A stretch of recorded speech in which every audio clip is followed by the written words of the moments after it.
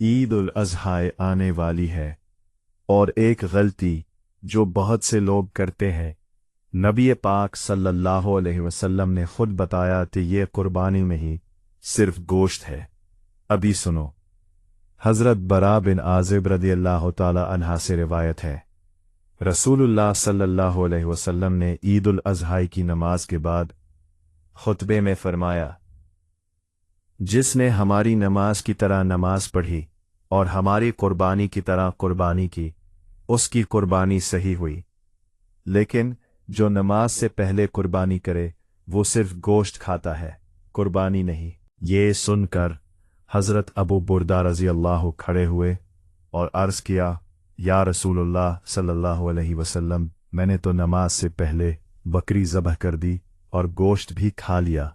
नबी पाक सल्लल्लाहु अलैहि वसल्लम ने फरमाया, तुम्हारी बकरी की कुर्बानी नहीं, सिर्फ गोश्त की बकरी हुई।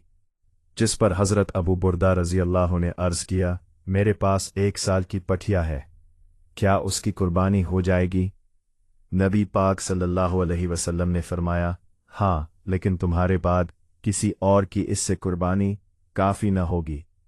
याद रखो, कुर्बानी का सही वक्त नमाज ईद के बाद है, नमाज से पहले नहीं। अगर पहले की तो कुर्बानी नहीं, सिर्फ गोश्त है। अपने घर वालों को बताओ, अपने कस्साब को बताओ, पहले नमाज फिर कुर्बानी, यही नबी पाक सल्लल्लाहु अलैहि वसल्लम की सुन्नत है। कमेंट में लिखो, पहले नमाज फिर कुर्बानी। ये वीडियो अभी शेयर करो। जज़ाकल्लाह खैर।